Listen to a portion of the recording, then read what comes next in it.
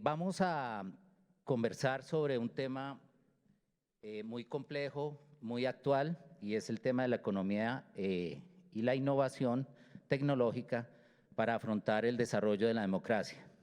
En la maravillosa intervención de Juan Enríquez sobre la política y la ética en la revolución tecnológica, vimos algo maravilloso y fue como Juan nos muestra una evolución que ha sido compleja en la humanidad, una evolución no solamente biológica y genética como lo mostró, sino cómo la tecnología nos hace también avanzar en la cultura de una ética nueva, en la cultura de una política nueva y de una democracia. Estos diálogos I+D que convoca Luis Guillermo Echeverri, a quien quiero agradecerle y hacerle un gran reconocimiento, buscan eso, el desarrollo de la democracia y de algo fundamental que se ha venido olvidando, y es la cultura democrática.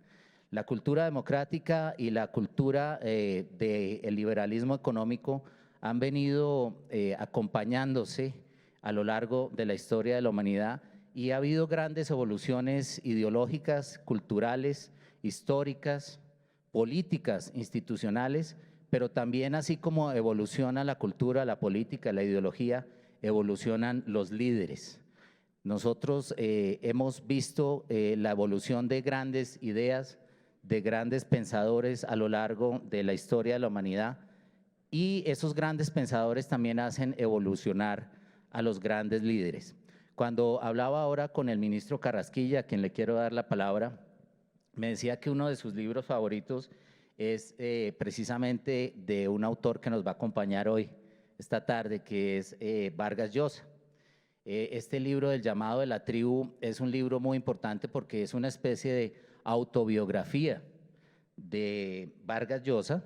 Él hace un tránsito bien interesante que yo creo que le gusta mucho a nuestro ministro de Hacienda, afortunadamente, por autores que marcaron su vida y que han marcado también la historia del liberalismo económico, como Adam Smith, Ortega y Gasset, Hayek, Popper, Aron y por supuesto Jean-François Revel y Isaiah Berlin. Estos autores han marcado la línea ideológica de una construcción de la economía colombiana y cuando uno ve esa evolución plasmada en algo que está planteando hoy el presidente Iván Duque, como es el crecimiento con equidad, uno entiende esa relación maravillosa que hay entre cultura democrática y evolución económica en el marco de la equidad. En ese sentido, quiero invitar a nuestro ministro de Hacienda, doctor Alberto Carrasquilla, a que nos cuente un poco cuál es su visión en este sentido. Muchas gracias y bienvenido. Muchas gracias, doctor Miguel, y quiero agradecerle al doctor Luigi Echeverri la invitación a participar nuevamente en este foro tan importante para nosotros en el país, donde siempre aprendemos y siempre nos llevamos ideas para profundizar en las discusiones. A mí me toca en este panel que todos los temas son interesantes menos el mío, que es proyecciones de la economía colombiana, pero yo lo voy a tomar como poner el telón de fondo para las discusiones que vamos a tener sobre los temas y para ambientar un poco el contexto en el cual van a ocurrir los desarrollos de los cuales vamos a hablar de manera mucho más interesante. Lo primero que quiero decir es, esta es una economía que atravesó una fase muy difícil, unos problemas muy graves durante bastantes años, con los problemas de crecimiento económico se vieron reflejados en un desánimo empresarial, en un desánimo social, en un desgano muy grande. De ese desgano y de ese desánimo, la economía y el país en general están rebotando, no al punto en el que hubiéramos querido o en el que quisiéramos, pero para allá vamos. Y el primer mensaje es: esta economía está rebotando y al mismo tiempo que está rebotando el ánimo nacional, donde uno ya empieza a ver señales de esperanza en muchos frentes y de franca expansión y vigor en otros frentes. El primer mensaje es: esta es una economía y este es un país y esta es una sociedad que está rebotando respecto de un periodo extremadamente difícil. El segundo mensaje es el sustento de ese rebote en la parte económica tiene que ver con políticas de fomento al emprendimiento y a la iniciativa privada.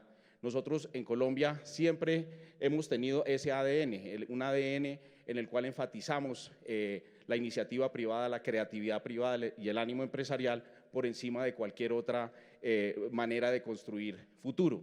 Y en ese sentido, el presidente Iván Duque ha sido absolutamente claro en poner como uno de sus 3 ejes fundamentales de gobierno el emprendimiento, y por emprendimiento se refiere no solo a un emprendimiento tradicional de la gran empresa, sino también acompañar ese crecimiento y ese emprendimiento de la gran empresa a la cual hay que estimular y a la cual tiene que crecer todavía más con la mediana, la pequeña y la microempresa, y atender las necesidades de ese emprendimiento desde todos los ángulos como eje fundamental. Entonces, el segundo mensaje es ese rebote en lo económico, que se refleja también en un rebote en lo anímico y en lo espiritual y en el ánimo nacional, tiene que ver con esa política de emprendimiento. Y el tercer mensaje es que ese resurgimiento del emprendimiento tiene que ver también con las políticas públicas que se han venido implementando. Nosotros propusimos al Congreso de la República y salió aprobada en buena parte una iniciativa para reducir drásticamente las cargas impositivas y otro tipo de cargas, por un lado, de las empresas en Colombia, por otro lado, unas políticas de darle la bienvenida a través del régimen simple a empresarios nuevos, a emprendedores nuevos, que antes de esa ley de financiamiento tenían que escoger entre la total informalidad o un acceso imposible por los costos a la plena formalidad. Lo que se diseñó y lo que se le presentó al país, y me satisface mucho decir que los plazos para la inscripción del régimen simple han sido expandidos, que el decreto reglamentario se nos demoró, por lo cual pedimos disculpas, pero ya está. Y se ha extendido el plazo, ya van 9.000 empresas nuevas. Ustedes recuerden que en la versión anterior, que era lo que se llamaba el monotributo, no se alcanzaron a inscribir 100 empresas. En este momento ya llevamos 9.000, lo cual quiere decir que aprendimos y que estamos progresando. Esa segunda pata de la mesa es muy importante y ha sido materia de gran satisfacción en muchos sectores de emprendimiento en el país. Tercer mensaje es ese rebote y ese resurgimiento tiene que ver muchísimo con una política macroeconómica que ha asegurado o que tiene garantizados y que nadie duda de eso, unos desarrollos muy favorables en términos de los mercados.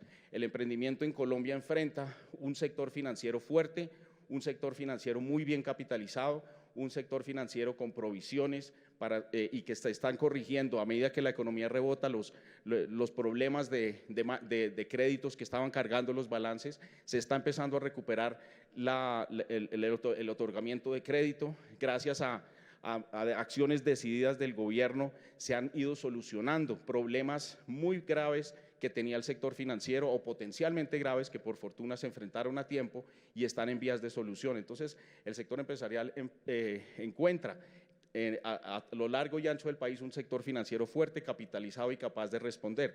Un mercado de capitales que tiene muchos problemas, pero que se está empezando a corregir. Tenemos una misión de mercado de capitales que va a hacerle propuestas novedosas al país para que esa segunda gran parte del financiamiento del emprendimiento en Colombia funcione. Y en tercer lugar, una política monetaria que es perfectamente consistente con la política fiscal. Es la austeridad fiscal en la que estamos embarcados, que nos va a llevar a un superávit primario que rara vez se ve en el país, pero que lo vamos a tener en este año por primera vez en muchos años, y una política monetaria consistente con esa austeridad fiscal que tiene una inflación baja, predecible, que permite tener unas tasas de interés que sean la manera en que ese sector financiero fortalecido enfrenta las propuestas que le hace el sector del emprendimiento en el país. De tal manera que nosotros estamos en una situación de rebote en lo económico, de rebote en lo anímico. Tenemos un telón de fondo empresarial muy fuerte en todas sus dimensiones, con un sector financiero que está muy fortalecido, y estamos extremadamente optimistas de que ese punto que hace el presidente Duque del emprendimiento va a ser el que nos va a permitir avanzar en los temas que vamos a discutir a continuación de la sostenibilidad, de los temas de digitalización y de los demás temas que se van a discutir en este panel y en el resto de este seminario tan importante. Yo dejaría ahí, doctor Miguel. Muchísimas gracias, doctor Carrasquilla. Le sobraron 3 minutos que voy a aprovechar para hacerle algunos comentarios y si alguno de los compañeros del panel quiere hacerlo, son bienvenidos. Doctor Carrasquilla, usted habla de la necesidad de financiar el emprendimiento. Cuando Luigi Echeverry me decía, hombre, Miguel, tenés que prepararte, así con su acento paisa, para este panel, me recomendó un libro maravilloso que se llama El mito del líder fuerte. Es un libro espectacular que escribió Archie Brown, es uno de los libros de cabecera de Bill Gates. Y en ese libro menciona algo importante y es que el mito que se tiene acerca de los líderes fuertes a veces excluye la palabra equidad. Se habla mucho del valor del líder, de la autoridad del líder, de la facilidad de expresión del líder, pero poco se habla de equidad. ¿Por qué usted no nos cuenta un poquito el componente de equidad en el plan de crecimiento económico del presidente Duque? Sí, me parece muy importante resaltar que es el punto que en lo que el presidente Duque le ha presentado al país, ese es el punto de llegada, ese es el punto de fondo. Lo que ha dicho el presidente es, uno no puede discutir de equidad en abstracto, de la dinámica económica que se logra a través del emprendimiento y muchísimo menos sin el componente de que las cosas se hagan dentro de un marco de legalidad. Y sin esos dos componentes no puede haber. ¿Qué políticas concretas hay? Las metas están en el plan de desarrollo ampliamente documentadas. Exige un crecimiento económico o es consistente con un crecimiento económico, es decir, no vamos a construir esa equidad a través de la cual vamos a cumplir metas tales como tener 1.500.000 cupos de preescolar, la ampliación que ya se ha logrado en términos de la cobertura educativa de jornada completa, los temas de alimentación, nutrición, los temas de familias en acción, el pulimiento, llegar a los sitios donde no había sido posible llegar, todos esos componentes en educación. Ayer hicimos algo que es trascendental en el país y que es consistente con la meta de equidad, que es solucionar los pequeños problemas que para muchas personas eran grandes, pero el gobierno los enfrentó en el tema de la salud, el financiamiento de la salud. Vamos a través de arreglar unos problemas que se venían construyendo históricamente y que habían permitido toda clase de discursos populistas en contra del modelo de aseguramiento colombiano. El gobierno enfrentó ese toro que venía y en aras de la equidad ayer se firmaron, se arrancó, se llamaba una palabra muy antioqueña, arrancó la ley de punto final o el acuerdo de punto final. Y fue muy grato el acto, fue muy grato ver cómo en el departamento de Antioquia ese enorme problema que había ya se solucionó. Y en el frente de tercera edad, en el frente de la Colombia Mayor, pues la meta que se tiene en el gobierno es cobertura, cobertura, cobertura. Nosotros nos preocupa muchísimo y así lo vamos a tratar de hacer, ampliar la cobertura, que hoy es mínima. 25% de las personas en edad de estar en jubilación tienen en efecto reciben una mesada pensional. Hay unas políticas concretas, se están discutiendo con el liderazgo de la ministra del Trabajo, con participación del Ministerio de Hacienda, para llevarle al país una propuesta consensuada. En eso están participando sindicatos, académicos, gremios, agremiaciones de toda índole, para llevarle al país unas propuestas concretas, serias, donde el tema central es cobertura y no más eso de tener 25%. Entonces, en educación, en salud y en Colombia y en temas de protección a la vejez, son los frentes más importantes en equidad.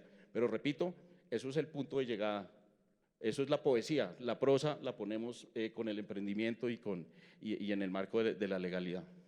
Muchísimas gracias a nuestro ministro de Hacienda. Ahora vienen dos intervenciones que tienen una temática común. Son intervenciones de dos personas que le han dedicado su vida a el estudio y a la promoción y al desarrollo de la alimentación humana. Cuando todos escuchamos a Juan Enríquez Cabot, muchísimas gracias por esa espectacular presentación, él hablaba mucho de la vida, de toda esta combinación entre evolución tecnológica y biología. Y la vida es fundamental para cualquier evolución democrática. La democracia la hacemos las personas, y las personas necesitamos la nutrición, necesitamos la salud, el equilibrio y la estabilidad en nuestro ser humano. Y en eso ha venido trabajando las dos personas a quienes les doy la bienvenida a este panel. Está Eugenio Díaz Bonilla y José Chediak. Eugenio es una persona que lleva 40 años de experiencia trabajando en muchos países del mundo, en Ecuador, en Estados Unidos, en América Latina, y ahora es el jefe del programa de América Latina y el Caribe del Instituto Internacional de Investigación sobre Políticas Alimentarias. Yo le decía a Eugenio y le confesaba con algo de vergüenza que no conocía mucho de su instituto y le preguntaba si hace parte del sistema de Naciones Unidas o de la OEA y me dijo no, este instituto es tan importante que él mismo constituye un sector y me lo voy a robar una palabra de su presentación.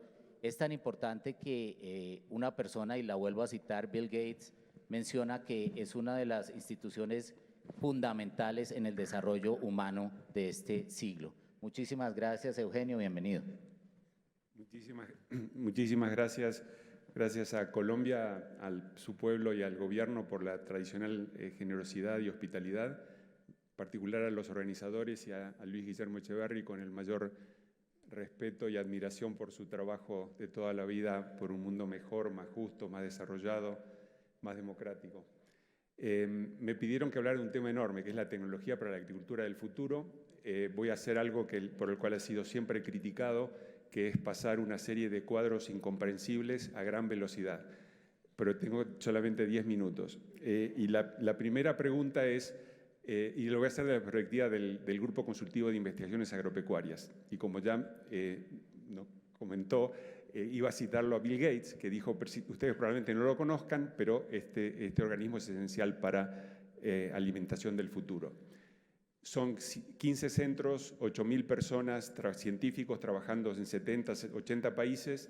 Un centro en particular está en Colombia, ha sido creado hace 50 años gracias al esfuerzo del gobierno colombiano y se ha mantenido también con ese apoyo, que es el CIAT. O sea, desde esa perspectiva quería quizás primero ver un poquito de historia y la importancia que tiene la tecnología, ¿no? El ser humano ha venido trabajando en la tecnología de los alimentos desde que empieza a funcionar como ser humano. Pero tomando los últimos 50, 60 años, hace 50, 60 años, más o menos el 60-65% de la población estaba en pobreza extrema, estaba desnutrida. Viene un gran cambio tecnológico, la Revolución Verde, que con genética, con agroquímicos, con maquinaria, hay instituciones públicas que investigan, de extensión, hay crédito dirigido. En ese momento no había demasiadas restricciones desde el punto de vista, no era un tema el cambio climático, el tema de energía o la propiedad intelectual. Resultado es que en 50, 60 años la población del mundo más que se duplicó, sin embargo estamos produciendo más del 25% per cápita de calorías, más del 27% per cápita de proteínas. Todo esto con precios reales, que son en la línea roja. Reales significa ajustados por inflación, que están más bajos y apenas habiendo usado un 8% más de territorio mundial. Gran resultado de la tecnología, pero el tema es, bueno, las cosas siguen cambiando. ¿Qué pasa ahora? Ahora tenemos un sistema todavía mucho más complicado. Tenemos que pensar no solamente la parte primaria, sino todo el sistema agroalimentario, que va desde los pequeños productores hasta el consumidor. Son 600, 700 millones de pequeños productores a nivel mundial, más del 80% tienen menos de 2 hectáreas, y llegamos hasta más de 7.000 consumidores al final. Este sistema alimentario tiene importancia fundamental para la sostenibilidad del planeta, la sostenibilidad y el medio ambiente del planeta. Alrededor del 30-40% de los gases de efecto invernadero pueden surgir de todo este sistema. Tiene implicaciones para la sostenibilidad de los recursos naturales, tierra, agua, etc. Tiene implicaciones para nutrición, porque ahora el mundo tiene lo que se llama la triple carga de malnutrición. Todavía hay 800 millones, un poco más, que están desnutridos, pero hay 2.000 millones que están sufriendo de faltas de vitaminas, minerales, macronutrientes, y hay alrededor de casi 1.000 millones que tienen sobrepeso. Son 3 cargas diferentes y todo está relacionado con cómo está funcionando este sistema.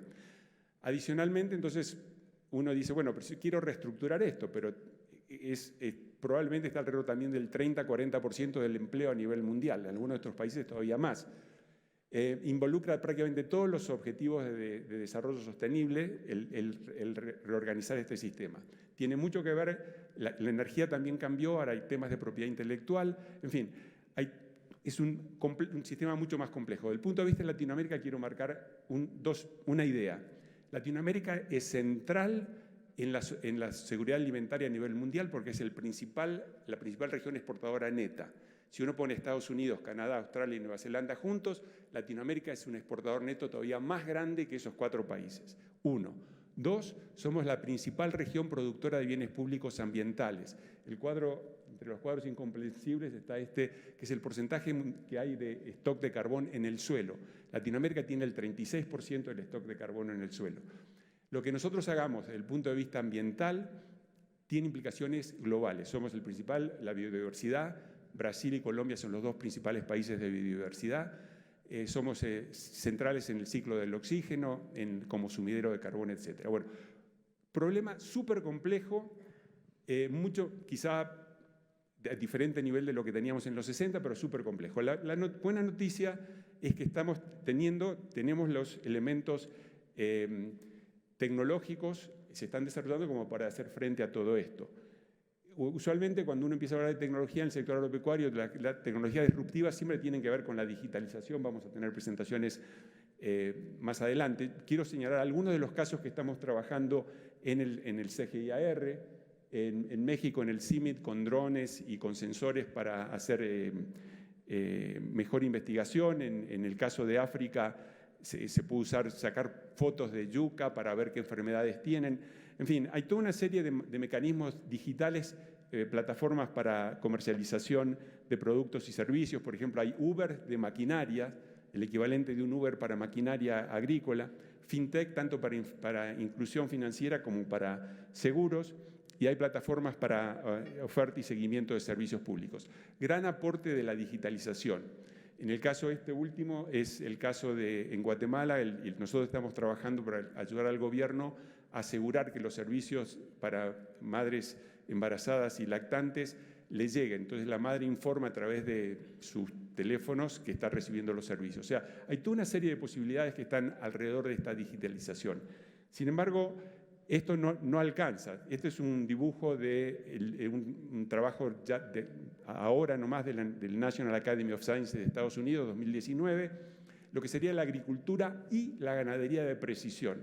Entonces ven sensores en el suelo para ver cómo están los microorganismos, sensores en las plantas para ver cómo está la planta, sensores en los animales para ver cómo están los animales, en el agua, etcétera, todos conectados a satélites y a drones, manejados desde la tableta por el agricultor. Obviamente futurista, sin embargo está sucediendo, pero lo que pasa es que una cosa es tener muchos datos y esos datos tienen que ser transformados en información y en conocimiento. Entonces no alcanza solamente con la digitalización, necesitamos biología, química, física, todo el tema de edición genética que Juan Enríquez nos habló antes, pero climatología, análisis de suelos, etcétera, hasta supercomputadoras, computadoras quantum y la posibilidad de modelar estos sistemas. O sea, no alcanza solamente con la parte de digitalización. Tenemos que poder hacer converger todas estas ciencias que las necesitamos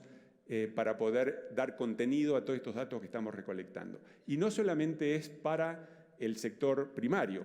En lo que va después, en toda la parte del resto de la cadena de valor, hay toda una serie de innovaciones desde sensores para medir pérdidas y desperdicios, robots que trabajan en diferentes partes de la cadena, nuevos materiales inteligentes para empaques, etcétera, hasta también una referencia en la presentación de Juan, la posibilidad de hacer nutrición individualizada. Si uno tiene el código genético de las plantas, de los animales y de los seres humanos, más otros análisis adicionales, yo puedo diseñar la alimentación específicamente para los seres humanos. Un comentario final que está relacionado, que tiene mucha importancia para el sector agropecuario, para mí, que es el tema de energía. La ministra seguramente va a informarnos mucho más, pero quería marcar dos cosas. Uno, que el precio de los productos agropecuarios y de la energía están prácticamente coordinados. En este momento hay un cambio tecnológico muy grande en shale energy, gas y petróleo, o sea, los esquistos, pero también hay un cambio enorme en energías renovables. En este caso, energía solar. El precio de la energía solar ha caído hasta ser competitivo en Estados Unidos con otras energías de fósiles, de energía fósil. Por ende, y con esto termino, me queda un minuto nada más, el desafío es muy grande, pero tenemos las tecnologías, tenemos los mecanismos, pero para eso se necesita pensar en cómo voy a financiar no solamente la generación de la tecnología y la difusión, sino la adopción por parte de los productores en toda la cadena de valor, cómo me organizo institucionalmente, porque ahora necesito convergencia de todas estas ciencias en instituciones más coordinadas,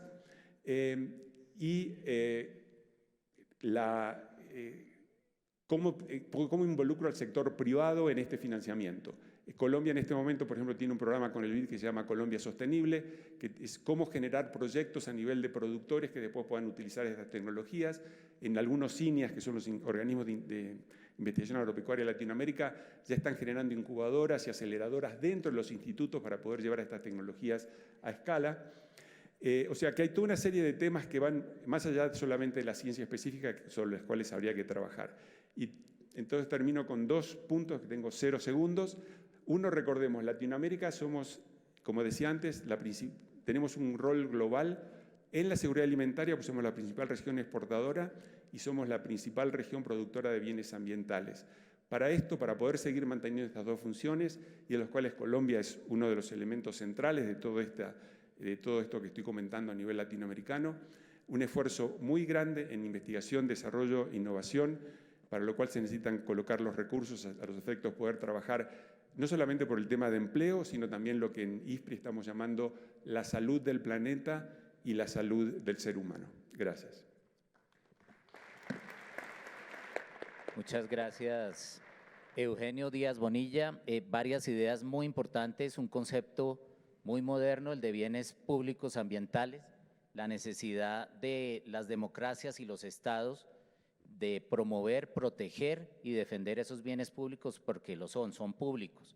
En ese sentido plantea Eugenio varios temas, uno de ellos se enlaza con lo que había mencionado el ministro Carrasquilla sobre la necesidad de financiar el emprendimiento y acá la necesidad que tienen los países de financiar el desarrollo tecnológico y la innovación también en la creación y mantenimiento de esos bienes públicos, acompañados de otro concepto muy interesante y muy actual que plantea Eugenio, que es el de Agritech, o sea, tecnología agraria y agricultura de precisión para lograr que las personas que estén en el campo no sean excluidas y no sigamos teniendo esa visión de que quien está en el campo no tiene acceso a la tecnología.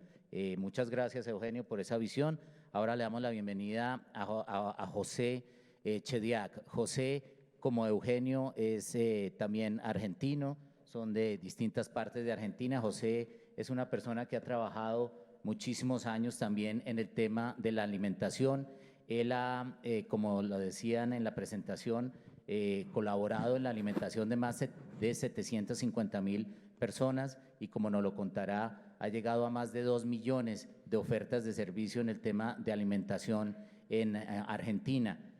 José nos va a mostrar cómo se hace ese milagro de trabajar desde el sector privado, ayudándole al sector público a alimentar mejor a su población.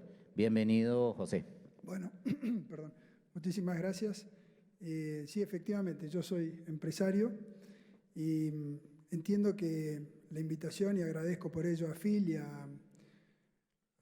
primero a Colombia por invitarme a compartir estos momentos, es simplemente para compartir algo de mi experiencia y de algunos aprendizajes durante esta vida dedicada a la nutrición. Para introducirnos un poco en el tema, necesito hacer algunas reflexiones sobre la importancia que tuvo la alimentación a lo largo de la historia del hombre. El Homo sapiens, hace unos 150.000 años antes que ahora, compartía el planeta con otras formas de hombres. Y sucedió que entre los 50, 70.000 años antes de ahora comenzó un dominio sobre sus primos hermanos. Se supone que en ese momento comenzó a controlar el fuego y también empezó a desarrollar algunos utensilios. Y eso, que parece una cosa menor, fue muy importante porque modificó su dieta. Dejó de alimentarse con alimentos crudos y empezó a alimentarse con alimentos cocidos. Eso hizo que achicara notablemente el tamaño de su aparato digestivo y empezó a desarrollar más prominentemente su cerebro, más que nada su lóbulo frontal. Casualidad o no, aparentemente hubo una mutación genética que permitió salir de una forma de comunicación bastante básica y elemental hacia una forma de comunicación más abstracta, a través de símbolos. Y el primer antecedente que podemos encontrar son las cuevas de Altamira en España, que tienen más de 20.000 años y que de alguna manera nos muestran cómo a través de gráficos comenzó esa comunicación simbólica y que sin ningún lugar a duda tuvo mucho que ver en la generación del dominio sobre sus primos hermanos. Robert Fogel, Premio Nobel de Economía, hizo una cantidad de estudios muy importantes, pero uno de ellos, tal vez por el cual es el más conocido, buscó la interacción o la conectividad entre lo que se alimentaba los pueblos medievales, el tamaño de sus cuerpos, lo hizo a través de la medición del tamaño de las armaduras, el dominio territorial y el bienestar económico. Y encontró una relación directa entre mejor alimentación y mayor bienestar económico. Quiere decir que en los inicios ya de nuestra especie, la alimentación tuvo mucho que ver con el conocimiento y luego también con el bienestar económico. Ya entrando un poco en el tema que hoy nos compete, que tiene que ver con la nutrición en la nueva era esta que hemos denominado el conocimiento, yo no tengo ninguna duda de que será clave en esta nueva etapa. De joven profesional, en la década del 80 me desarrollé en la pampa húmeda, cuando la soja era un cultivo muy incipiente y es el cultivo más ampliamente desarrollado en la Argentina, y se hablaba de un alimento milagroso, básicamente por su tenor proteico y la calidad de aminoácidos. Con esa intención de generar valor agregado en los productos del campo, me interesaba ver la posibilidad de aislar su proteína, y eso me llevó a un viaje a Brasil y pude en la década del 80 conocer la importancia que tuvieron las industrias alimenticias brasileras al servicio de los grandes programas de alimentación. Ya de vuelta en mi país, empecé a recorrer comedores escolares y comedores infantiles. Y me encontré con 3, 4 cosas que fueron definitorias en lo que fue después mi trayectoria profesional. La primera que encontré es que los comedores infantiles estaban llenos de limitaciones, hoy mismo lo siguen siendo, edilicias, de utensilios para la cocina, de limpieza, de cadena de frío, de combustible, etcétera, etcétera. También descubrí que a veces los mejores programas desarrollados por los mejores técnicos, atrás de un gabinete o atrás de un monitor, son muy difíciles de ejecutar en terreno, justamente por estas limitaciones. Y también entendí que básicamente el funcionamiento de estos comedores dependía del compromiso, del cariño, de la responsabilidad de los responsables de cada uno de esos comedores. Pero eso también es una debilidad, porque hace que el beneficiario de alguna manera quede condicionado un poco por el tipo de responsable de comedor que le tocó. Obviamente yo soy ingeniero y el ingeniero tiene un poco el ADN de ver cómo puede solucionar los problemas, me llevó a pensar que había una cantidad de cosas que deberían ser solucionadas para que los programas fueran más eficaces. Desde ese momento, sí, confieso que sentí un llamado personal y eso terminó modificando mi vida profesional para ver qué podía hacer por mejorar los programas. Desde ese momento convoqué a los mejores especialistas en nutrición que yo conocía, a quienes estoy muy agradecido porque en realidad todo lo que sé lo he aprendido de ellos, a especialistas en los procesos industriales, en el desarrollo de alimentos, en control de calidad, a operadores logísticos, en fin, todo lo que hacía falta para empezar a pensar cómo hacer más efectivos los programas. Desde ese momento constituimos una organización cuya columna vertebral ha sido esto de identificar los problemas, investigar, proponer distintos tipos de soluciones y luego evaluarlas para seguir innovando. Y en eso estamos hace 30 años, innovando permanentemente y tratando de adaptarnos a las distintas realidades. Obviamente la dinámica, digamos, en salud y en nutrición ha cambiado un montón de cosas y nosotros hemos tenido que ir adaptándonos a eso. Y finalmente tenemos una organización que ya ha dado 2.200 millones de prestaciones, alimentamos diariamente a 650.000 chicos, atendemos a madres embarazadas, a madres lactando, a bebés de 6 meses hasta 24 meses en lo que son los programas materno-infantiles. Yo diría que lo que aprendimos básicamente cuando tuvimos que atender toda esta problemática tan compleja es que nutrir es mucho más que alimentar, porque es solucionar una cantidad de variables que hacen que la nutrición sea efectiva. Quiero dejar algunos aprendizajes. Aprendí que las intervenciones tempranas son altamente efectivas y de bajo costo, porque atienden a un sector de la población que no es más que el 5% del total poblacional. Y sucede que en esos primeros 1000 días, que van desde la concepción hasta los primeros 24 meses, crecemos a una velocidad a la que nunca más volveremos a crecer. Cantidad de tejidos nobles se están generando en ese periodo. Se están generando infinitas o cientos de miles de células neuronales. Y hay coincidencia entre todos los neurocientíficos que durante ese periodo se plasma nuestra capacidad cognitiva, nuestra capacidad de generar ideas, nuestra capacidad visual, nuestra capacidad auditiva. Y lo que es más importante, y creo que viene al caso para este foro de hoy, nuestra capacidad de tener un control emocional, tan importante al momento de constituir sociedades pacíficas, tolerantes, que pueden convivir en paz, tan importantes para la democracia. En esos 1000 días hay una ventana de oportunidad. Y realmente es imperdonable, conociendo lo que conocemos hoy, no intervenir en ese periodo. Porque si intervenimos más tarde, las secuelas que se generaron son definitivas. Y llegar tarde es no llegar. Hay cantidad de elementos que hablan de la efectividad del impacto en este periodo. Naciones Unidas ha determinado que por cada peso invertido en este periodo hay 16 pesos de retorno a las sociedades como aumento de la productividad. Voy a hablar de la prevalencia, recién Eugenio mencionó algo de micronutrientes, más prevalente en la región, que es la anemia ferrosa. Se sabe que un niño que llega a la escuela con anemia ferrosa porque no fue tratado, está regalando 12 puntos, sí, 12 puntos de capacidad cognitiva al momento de entrar a la escuela. Esto genera hasta el 1% del PBI de un país. En nuestra región se ha determinado que el ratio costo-beneficio de intervención por esta carencia es de 5 por cada peso. Voy a mencionar 2 experiencias que son muy conocidas en la región. Una en Brasil en la década del 70, que fue una experiencia de una lactancia exitosa, exclusiva y exitosa.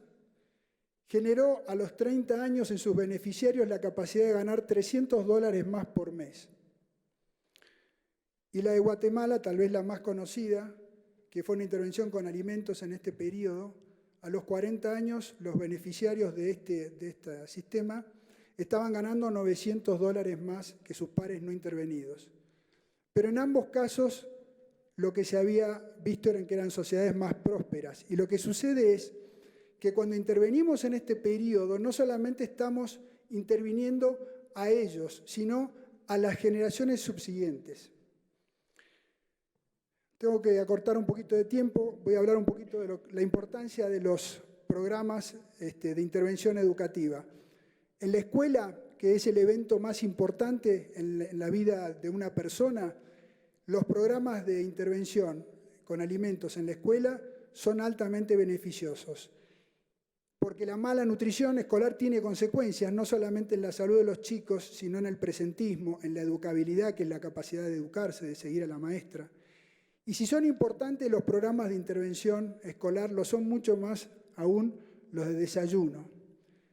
Fíjense que en una persona adulta el cerebro consume el 20% del total de la energía que ingerimos. En el caso del niño es mucho más, porque sabemos perfectamente que a los niños primero les crece el cerebro antes que el resto del cuerpo, entonces la proporción de ese consumo de energía es mucho mayor. Y cuando estamos durmiendo, baja la reserva del combustible del cerebro, que es la glucosa. Por lo tanto, hay que cortar el ayuno nocturno. Por eso el nombre desayuno, y fíjense que hasta es igual en inglés. Hay un montón de evidencias sobre los beneficios del desayuno escolar en test matemáticos, en test de lectoescritura. El Banco Mundial ha determinado que por cada peso invertido en el desayuno escolar hay 6 pesos de retorno. En nuestro caso, y un poco tomando el tema que dejó Eugenio, hemos aprovechado para fortificar los desayunos, usando el desayuno no solamente para llevar la energía que el chico necesite y obviamente para saciar el hambre, porque no me quiero olvidar de ese punto, sino para usarlo como un carrier de aquellos micronutrientes que sabemos que son carentes. Los más importantes, bueno, hierro, zinc, todo el complejo vitamínico, obviamente calcio, y los hemos fortificado de tal forma que un desayuno de nuestra empresa lleva el 40% de los requerimientos diarios que un niño en edad escolar necesita, determinado por la Organización Mundial de la Salud.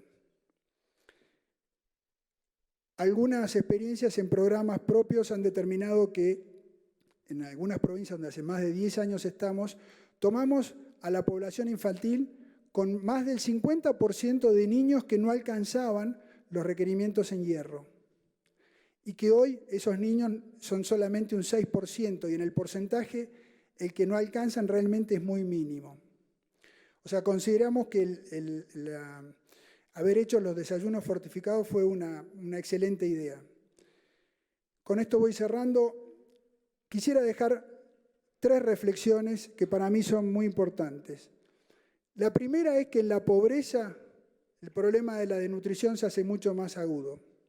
La pobreza genera desnutrición y la desnutrición genera pobreza. Es un círculo vicioso que hay que cortarlo y que obviamente invertir en nutrición es una forma de salir de la pobreza. Lo segundo es que estoy seguro que después del día de la jornada de hoy vamos a estar todos absolutamente de acuerdo en que es importante aumentar la inversión en la educación. Es importante aumentar la oferta educativa en cada uno de los niveles. Pero hay algo en lo que estoy absolutamente convencido, que es que ningún pueblo ha alcanzado altos estándares educativos si primero no terminó con el flagelo de la desnutrición. Porque como decimos en el campo, para sembrar y cosechar hay que hacerlo en suelo fértil, en tierra fértil, preparar la cama de siembra. Y en este caso es el cerebro de nuestros niños, que es el capital mental de una nación. Hoy el capital mental de una nación es más importante que los recursos naturales. Finalmente, la tercera reflexión tiene que ver con la eficacia de los programas. Yo creo que debe haber pocos temas en los cuales hoy la humanidad conozca tanto y en paralelo los programas no están siendo todo lo eficaces que deberían ser. Voy a citar una vez más el ejemplo del hierro, porque el hierro es trazador de otros nutrientes y es fácil identificarlo. Al ritmo que vamos en el descenso de la anemia ferrosa en nuestra región, vamos a tardar 100 años más en erradicarla. creo que sabemos qué es lo que tenemos que hacer. Es un problema de tomar decisiones y llevarlas adelante. Y en este sentido he pensado muchas veces por qué sucede esto de que los programas no están siendo todo lo eficaces que deberían ser. Y yo creo que es porque los distintos actores de la sociedad no están trabajando en forma mancomunada, estamos todos disgregados. Los gobiernos están más preocupados por la problemática política social, el sector de la investigación más preocupado por el problema técnico más duro, las ONG por el problema del compromiso social, el sector privado por el otro lado. Es los típicos problemas que uno conoce, que cuando es un problema de todos no es un problema de nadie, nadie es totalmente responsable. Yo creo que la nutrición infantil es estratégica, es clave, aparte de ser un derecho, y creo que la única manera en que podamos solucionarla es que sea considerada dentro de la agenda de la región. Porque tomando un poco las palabras que dejó Juan Enrique, hablando de la selección de cerebros, yo quisiera complementar la idea de Juan, diciendo que no solamente se puede seleccionar cerebros, también se los puede cultivar y se los puede desarrollar, con lo cual la selección de cerebros no solamente sería más sencilla, sino más potenciada. Muchas gracias. Muchísimas gracias a José Chediak. Nos deja también, como lo hizo Eugenio, un término maravilloso y es el del capital mental y cómo nutrir más que alimentar constituye uno de los grandes retos. Pero vemos una línea lógica y sistemática en las presentaciones, en una relación que yo quiero resaltar, y es en la relación básica entre desarrollo humano a partir de una buena nutrición y una alimentación, y la cultura de un capital mental que también es responsabilidad de las democracias. Esa relación del desarrollo humano necesariamente va ligada al desarrollo económico, como lo planteaba el ministro, y ese desarrollo económico, por supuesto, tiene que generar un desarrollo y una innovación democrática, precisamente con algo que decía José Chediak al final de su presentación, y es introducir en la agenda central de la política pública esta necesidad de cultivar las mentes de nuestros niños en algo muy, muy bonito que mencionaba, y te agradezco por ese símil tan bonito y tan constructivo, que es el de los 1000 primeros días de un ser humano. Creo que se queda en la memoria de todos esos 1000 primeros días de la alimentación, de la nutrición y del crecimiento exponencial que tiene un ser humano, que nunca en su vida va a volver a tener. Qué buen mensaje. Muchísimas gracias a José. Vamos a cambiar un poco la temática. Le vamos a dar la bienvenida a otro José, José Cerdán. José es madrileño, es español. José es una persona muy importante en una empresa muy grande que tiene una presencia también en Colombia, es la empresa Telefónica. José es el presidente de Business Solutions de Telefónica y es una persona que ha estado trabajando muchos años en el desarrollo de la sociedad de la información. En ese sentido, ha venido trabajando no solo en Telefónica, sino que es asesor desde 2012 del grupo de expertos del gobierno español, precisamente en la estrategia del desarrollo de la sociedad de la información. José nos va a hablar de la relación que existe entre la digitalización y el desarrollo democrático. Muchísimas gracias, bienvenido.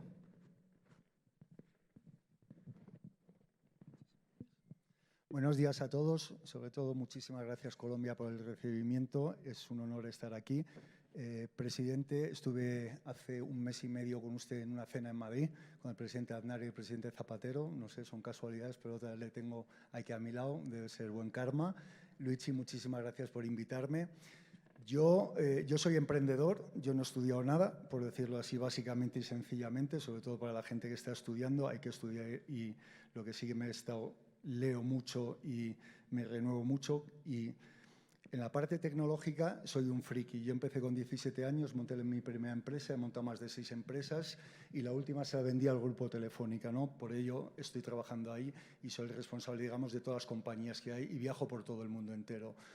Yo principalmente estoy aquí por Luigi, porque me animó a venir y porque creo que países como Colombia tienen que tener, digamos, en el ADN ya metido políticamente, correcto dicho, la digitalización. ¿Qué es la digitalización? La digitalización es la palabra más manida que existe actualmente. Todo el mundo habla de digitalización. Si levantásemos todos la mano aquí, yo creo que cada uno contaría una historia y una batalla. Digitalizar, al final, básicamente es que cada uno llevamos un móvil, que estabas tú aquí hace un momentito, estaba usted con el móvil. Es eso realmente, o sea, cómo te comunicas con los demás y cómo lo haces. Entonces, la política, la sociedad y la empresa no puede dejar de lado la digitalización. Me da un poco de apuro hablar de esto también después de haber oído esta mañana los problemas políticos, los problemas de nutrición, pero yo creo que va acorde con la sociedad. O sea, la sociedad se está digitalizando. La digitalización significa progreso. Yo soy emprendedor. Emprender hace 30 años, 40 era dificilísimo. A veces dicen, ¿se nace o se nace? O sea, la típica pregunta que te hacen nada más en una conferencia, pues es casi necesidad, ¿no? Tú naces emprendedor porque tienes una necesidad, ¿no? Y de la necesidad haces una virtud y siempre buscas un hueco para generar esa economía y dar a la sociedad o devolver a la sociedad lo que te ha dado a ti, ¿no? Y la digitalización, palabra complicada, es lo mismo. Al final los gobiernos tienen que ver, por una parte, a la sociedad y a la ciudadanía y, por otra parte, las estructuras de la administración pública. Si tú coges la administración pública, ¿cómo está? Está jerarquizada. La sociedad cada vez es más plana, aunque está jerarquizada en categorías sociales. Pero la comunicación en Internet es plana totalmente. No lo podemos olvidar, es lineal. La comunicación en Internet no existe en categorías sociales. Todo el mundo puede hablar con todo el mundo. Y nos encontramos una administración pública que no está plataformada. O sea, no tiene una primera plataforma, una segunda, una tercera y una cuarta. Luego, la pretensión de cambiar toda la tecnología de golpe, hacer un Big Bang en tecnología, es imposible. Siempre hay que pensar en nuevos proyectos y cómo podemos hacer eso para acelerar, digamos, la digitalización del pueblo hacia el gobierno y del gobierno hacia el pueblo. Yo creo que en los programas electorales la parte de digitalización tiene una parte, digamos, bastante complicada, ¿no? Que yo me he traído unas notas y no voy a consumir mucho tiempo, pero yo prefiero luego, digamos, a lo largo de cuando hablas de la parte tecnológica y la educación, prefiero que hable de la parte más política, ¿no? En este caso, ¿no? Pues yo les voy a hacer unos retos, ¿no? Que es, cuando tú digitalizas un país o hablamos de la revolución digital, hay que tener unas cosas en cuenta que para mí es importantísimo. Es el riesgo de acentuar las desigualdades. La mitad de la población mundial no está conectada. La desconexión afecta a individuos con bajo nivel educativo y un 60% de los no conectados viven en áreas rurales. En Colombia pasa eso, nos pasa en Perú, nos pasa en Sao Paulo, nos pasa en Brasil y son mayores de edad. O sea, el gap que hay entre la gente mayor y la gente menor, o sea, tú no puedes digitalizar una sociedad si no piensas en la gente que quiere ir a hablar con el funcionario. La segunda pregunta sería los riesgos sobre el empleo. El riesgo de exclusión laboral preocupa ante la posibilidad de automatización.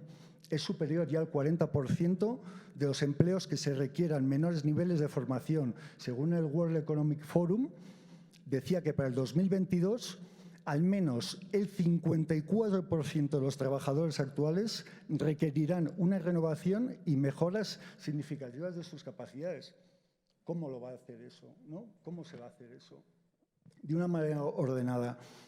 Lo segundo también que tengo aquí es riesgos para la privacidad y la seguridad digital, que es, digamos, lo que actualmente pasa. Es que aterricé ayer y yo no sé si es que bebo agua porque es que es impresionante. Los riesgos de las injerencias en la soberanía nacional y en la democracia. La cantidad de información en Internet no pasa por ningún filtro antes de compartirse. Parte de esa información resulta inexacta o falsa. Eso es muy importante. ¿Quién discierne si eso es bueno o eso es malo? ¿Quién educa a nuestros jóvenes? ¿Quién educa a nuestros mayores? ¿Eso quién lo regula? ¿Quién no lo regula? ¿Quién nos manda?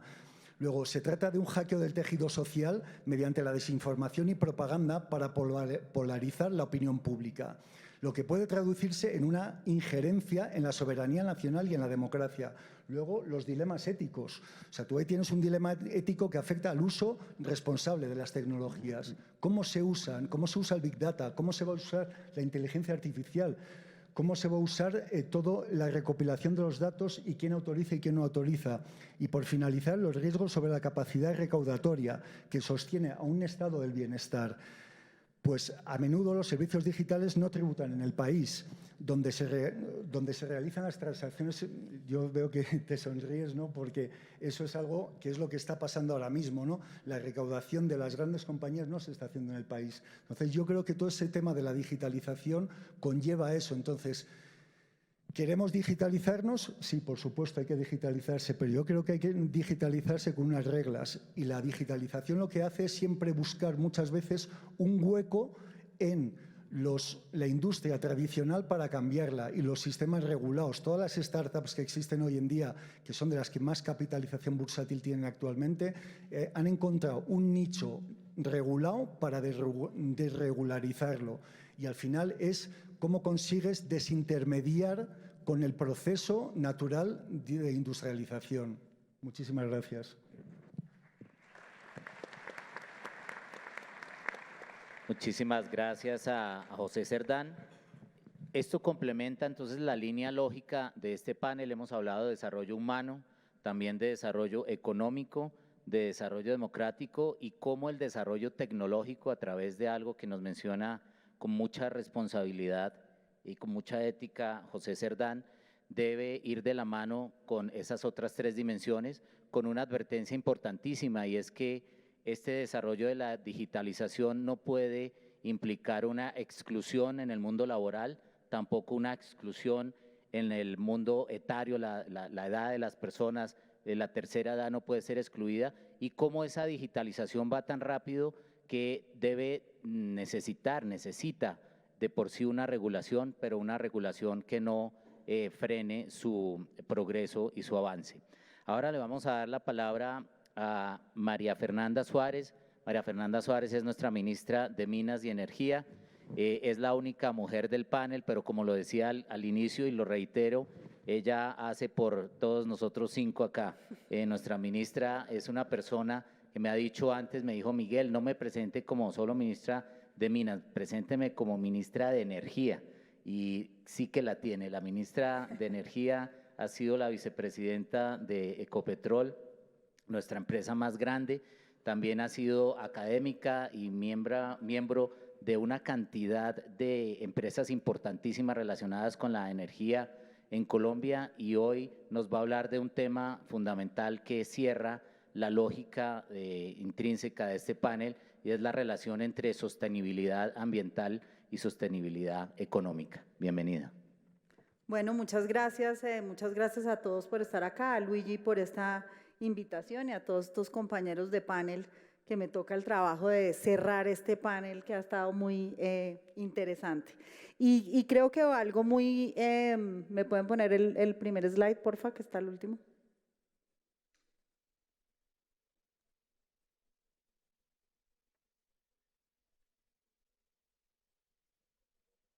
Sí, acá lo tengo. Ah, perdón. A ver si desde aquí… No, pero es que me va a devolver. Es que está como por el final. Bueno, me devuelvo y les muestro toda la presentación porque algo pasó. Se perdió la emoción, pero bueno. Entonces voy a empezar. Entonces, yo creo que el tema de la energía envuelve mucho de los temas que hemos discutido acá en este panel. Y el lema de este gobierno del presidente Duque es producir conservando y conservar produciendo. Y cuando uno tiene eso, lo que tiene que tener en cuenta, y eso es muy importante en el debate ambiental, es que cuidar el medio ambiente no significa detener el desarrollo, porque a veces cuando vimos el debate pareciera que tenemos que congelarnos para poder continuar con nuestra vida, y eso es contrario a lo que es el desarrollo. Y cuando nosotros hablamos de producir conservando y conservar produciendo, es porque siempre tenemos en mente la riqueza medioambiental que tiene Colombia, que como bien lo decían acá, es uno de los países más biodiversos del mundo. Junto con Brasil tenemos una de las mayores riquezas, y adicional a eso tenemos una riqueza multicultural que es muy importante preservar, y esto siempre lo tenemos en cuenta para poder desarrollar el territorio. Tenemos, desde el punto de vista de objetivos de desarrollo sostenible, unos retos inmensos, Y cuando la gente habla de sostenibilidad, a veces parece que sostenibilidad solamente se refiere al medio ambiente y no a la sostenibilidad de la población y no al desarrollo de la gente. Entonces, cuando vemos los 17 Objetivos de Desarrollo Sostenible, muchos tienen que ver con los retos que tenemos como país para cerrar las brechas de equidad. Y acá el llamado para hacer es que para poder cerrar las brechas de equidad, hay dos cosas que tienen que pasar. Lo primero, la plata tiene que salir de alguna parte, porque la plata no cae del cielo y porque tenemos unas brechas gigantes en Colombia por cerrar. Y lo segundo, y en donde quiero hacer énfasis en esta presentación, es que el Objetivo de Desarrollo número 7, que es el de energía asequible y no contaminante, es fundamental para que se cumplan muchísimos de los otros objetivos. El fin de la pobreza no es posible sin energía. Salud y bienestar no es posible sin energía. Educación de calidad no es posible sin energía. Todo el desarrollo agrícola para todo el tema alimentario no es posible sin energía. La energía es el inicio de la transformación en los territorios y nosotros con el programa que tenemos de llevar más cobertura eléctrica a muchas regiones que hoy no lo tienen, hoy hay cerca de 1,5 millones de colombianos que no tienen acceso a la energía, estamos buscando iniciar esa transformación del territorio. Pero cuando uno oye el debate energético, pareciera que mañana pudiéramos todos tener carros eléctricos y olvidarnos de la minería y olvidarnos de los hidrocarburos. Y ese es un debate absolutamente inconsistente. La electrificación de la economía es el futuro, pero para la electrificación de la economía, primero, vamos a pasar por una etapa de transición y segundo, la minería va a ser fundamental. Cuando uno está en el colegio, una de las cosas que se queda grabado es que hay un transmisor de la energía por excelencia y es el cobre. Y el cobre es la minería. Entonces, es verdad que vamos a pasar de un energético muy importante como el carbón, que para Colombia es muy importante desde el punto de vista económico, a tener otros minerales que van a ser el soporte de la electrificación de la economía, como el cobre o otros minerales como son el litio, que son fundamentales para la minería o que son fundamentales, para las baterías o, por ejemplo, para toda la tecnología digital. Entonces, el mundo va a evolucionar, va a cambiar de minerales, pero no hay tal como que la minería va a desaparecer. Y en el tema de los hidrocarburos, acá les muestro una gráfica hasta el 2040 y si uno la continúa hacia el 2050, en donde lo que muestra es que efectivamente las energías renovables son las energías del futuro, son quienes van a ganar más participación, pero vamos a necesitar petróleo y gas por mucho tiempo. Y aquí solo para darles un ejemplo, ¿por qué petróleo? Porque todavía tenemos desafíos muy importantes por tener vehículos que sean suficientemente competitivos para sustituir a los vehículos de combustibles líquidos por los retos que tenemos desde almacenamiento. Pero cuando uno piensa, por ejemplo, en la aviación, hoy hay 4 billones de pasajeros en el mundo, está calculado que se va a duplicar de cara al 2040 la aviación y si todavía tecnológicamente tenemos desafíos para hacer eléctrica la movilidad vehicular, pues lo que tenemos que ser conscientes es que esa tecnología va a ir avanzando, pero todavía nos queda un buen tiempo de necesitar el petróleo como fuente de un combustible que mueve la economía y que nos va a mover y nos va a dar movilidad alrededor del mundo. Y acá el otro combustible es gas, en donde el gas es un energético muy importante y es el energético de la transición. Con el gas nosotros logramos reducir a 40% las emisiones de carbono, por ejemplo, de un carro, que uno pase de combustibles líquidos a gas, y reduce 100% el material particulado, que es lo que mejora la calidad del aire. Entonces, el gas como mecanismo de transición es fundamental. En hidrocarburos, ¿qué reto tenemos como país rápidamente? Y es que se nos están acabando las reservas tanto de petróleo como de gas. Tenemos menos de 10 años de reservas de gas, el gas lo utilizan 40 millones de colombianos y todo el gas que nosotros tenemos es un gas producido localmente. Y Colombia en este periodo de gobierno se está jugando su seguridad energética en gran medida. Entonces todo el debate sobre los hidrocarburos sí o no, la minería sí o no, es más un tema de cómo lo hacemos, no de si lo hacemos o no. Es un tema de utilizar los mejores estándares medioambientales y sociales para que la actividad se pueda llevar a cabo. Pero Colombia simplemente no puede darse el lujo de dejar la riqueza que tiene en el subsuelo, porque los desafíos que tiene en el suelo son enormes, y además porque estos combustibles, el gas, el petróleo y la minería, siguen siendo fundamentales para el desarrollo de Colombia y para el desarrollo del mundo. En el tema eléctrico, ¿qué estamos haciendo? Y es uno de los programas más importantes del gobierno del presidente Duque, y es acelerar la transición hacia las nuevas energías, hacia la energía renovable. ¿Cómo es nuestra matriz eléctrica hoy? Tenemos la sexta matriz más grande del mundo gracias a la cantidad de recursos hídricos que se utilizan en la matriz eléctrica. Nosotros, paradójicamente, aunque somos uno de los mayores productores de carbón, tenemos solamente un 9% de peso en la matriz del carbón, pero paradójicamente, al ser una de las matrices más limpias del mundo, somos uno de los 20 países más vulnerables al cambio climático. Y esto en parte se atribuye a que tener tanta generación hídrica nos hace muy vulnerables frente a los cambios climatológicos como el fenómeno del Niño u otro. Y creo que aquí viene el debate un poco en que uno ve que cuando nosotros que contribuimos al 0.4% del total de emisiones de carbono, ¿cuál va a ser el rol del mundo en ser equilibrado en este tema de cambio climático y ser equitativo? Porque no nos pueden poner a nosotros, los países que más contaminan, todo el peso a los países que todavía tenemos un reto importante de desarrollo. Pero acá lo importante es que la transición hacia las energías renovables ya empezó. Cuando nosotros empezamos este gobierno teníamos 50 megavatios de capacidad instalada en energía solar.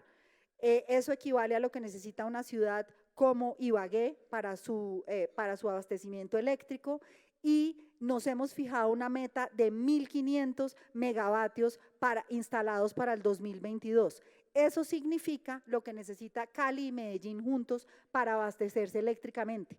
En la subasta que hicimos en febrero ya adjudicamos 1.398 megavatios, o sea que 6% de esa energía ya la tendremos en el país, y vamos a hacer otra subasta en octubre, una subasta que es más de contratos de largo plazo para dar el inicio y con fuerza a toda esta transformación de la energía renovables, y esperamos cerrar el año 2022 con la meta que tenemos en el plan de desarrollo, que es tener entre el 8 y el 10% de nuestra matriz energética en las energías renovables no convencionales, y este es uno de los programas bandera. Entonces acá el mensaje en energía es estamos en un periodo de transición, estamos poniendo todo el acelerador a la entrada de las energías renovables no convencionales, pero como país tenemos que ser absolutamente consistentes y claros en que el petróleo y gas y la minería es necesario por mucho tiempo, y que esa riqueza es indispensable para todos los desafíos y para toda la plata que le piden al ministro de Hacienda